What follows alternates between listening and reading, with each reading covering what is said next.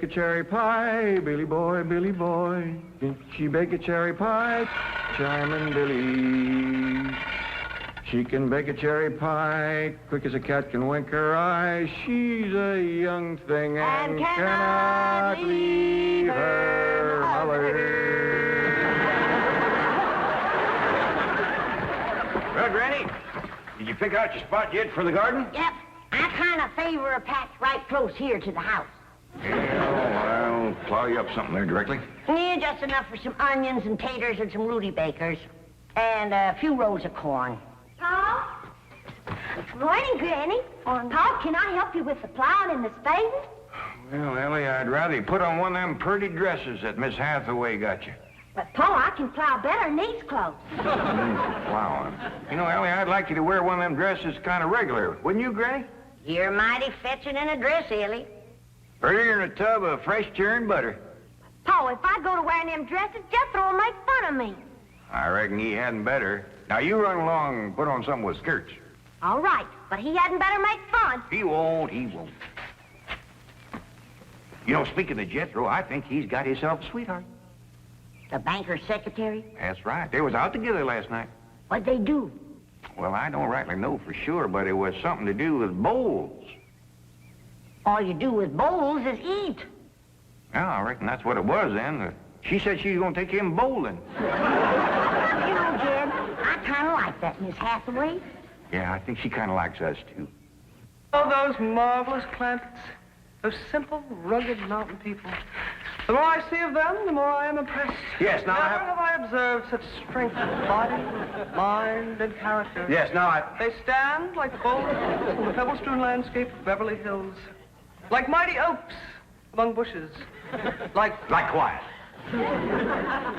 Now, like I admire them, too. But those boulders need polishing, and we've got to put some city leaves on those oaks before my wife gets back from Boston. Incidentally, in any endeavor requiring physical strength, they are most exceptional. I took Jethro bowling last night. Here's the bill. $3,000. How many games did you bowl? Well, you see, what happened was this. I said to Jethro, Pick up that bowling ball, she says, and see can you knock over them pins down yonder. They's just sticks. Anyway, I snatches up that rascal, draws back, and lets her fly. Did you knock down them pins? Yeah, the pins, the pin boy, the end of the building, a brick wall, and a signboard down on Sunset Boulevard. I bet you Miss Jane didn't do that good. Well, she didn't even try. She just looks at me and says, Jethro, you're strong as an ox and twice as handsome. Ain't no two ways about it, Granny. That city girl is sweet on this boy. I reckon so, the way she's bragging on his looks. You are handsomer than an ox. Thank you, Granny. Cousin Ellie, you're a city girl now. Do you You think... see there, Paul? I told you this would happen if I took to wearing these dresses. You call me that again, and I'll turn you every way but loose. Say nothing but city gal. Ellie Mae Clampett! Get up from there or you're going across my knee. And Jethro, you're going across mine. What did I do that was so all-fired bad?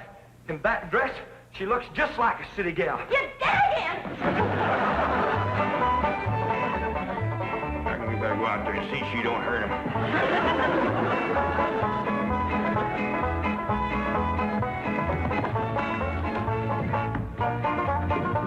Ellie Mae! Maybe me, Ellie Mae! Jethro, now that we living in a city, you got to learn to use the steps. I'll be happy to know that I'm making splendid progress with Ellie Mae. She's turning into quite a lady. Fine. But it's Jed, Granny, and Jethro we've got to work on. Clothes, manners, the works. What have you done about servants? That's a problem, Chief. They're basically opposed to the whole idea of able-bodied people letting others do their work for them. Well, that's a refreshing attitude. But we've got to get a skeleton staff in there somehow. A combination butler and valet with Jed and Jethro. Who help them assemble a wardrobe, teach them how to... Ravenswood. Your butler? Oh, he's never been my butler. Came with my wife like an overweight dowry. Been in her family for years. And with Margaret in Boston, I can certainly spare him, plus her upstairs girl, Marie. I doubt if you can sell Mr. Clampett on the idea of servants. Get him on the phone. I'll make him think he's doing me a favor by taking him off my hands for a while. Right, Chief? She hadn't ought to throw me down on my head like that. What if I'd have been carrying a frog in my hat? You ain't supposed to be wearing your hat in the house. Well, Granny, where's a fella going to carry a frog? They jump out of your pockets. Hello? Oh, howdy there, Mr. Drysdale. Glad to have you back from Boston. Your missus come with you? Oh, that's too bad. I know her and Granny'd hit it off like two sows in a mud waller. Yes, I'm sure they would. No recipes? No, my wife doesn't do much cooking. No, I doubt if she ever made grits and hog jolls. Well, how about mustard greens and possum belly? No fooling. Pone and squirrel shank? Boiled chicken hawk. Well, say, she don't do much cooking, does she? No. Well, the reason I called Mr. Clampett is I have a butler. Well, he really belongs to my wife's family, but he's been with us ever since we were married. And I was wondering if you'd let him come and stay with you for a while. You mean board with us? Well, I guess you could call it that. Who's going to board with us? Just a minute. Some kin of Miss Drysdale named Butler. Why, we just... That's that no good fat rascal that wouldn't let Ellie and me in to help Miss Drysdale when she was sobering up. Hello?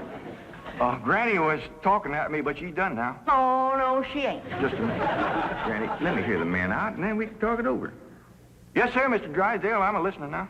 Well, in addition to Ravenswood, he's the butler, you can also have my wife's upstairs girl, Marie.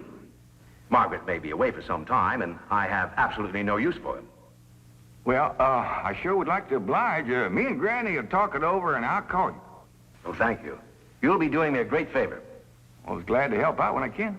Thank you again, Mr. Clampett, and goodbye.